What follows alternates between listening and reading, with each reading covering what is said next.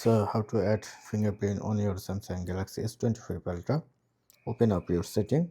Then if you go you can set up it here lock screen and AOD and also security and privacy, and go there. Then you can see the fingerprint option. Press on fingerprint. Now press on password and fingerprint. Password content 4 character on. Now I am using pattern and fingerprint. Continue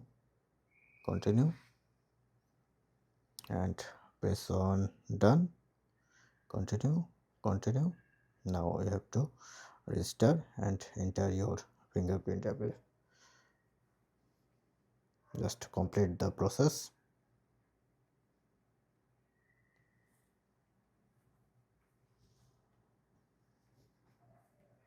So once done, press on done.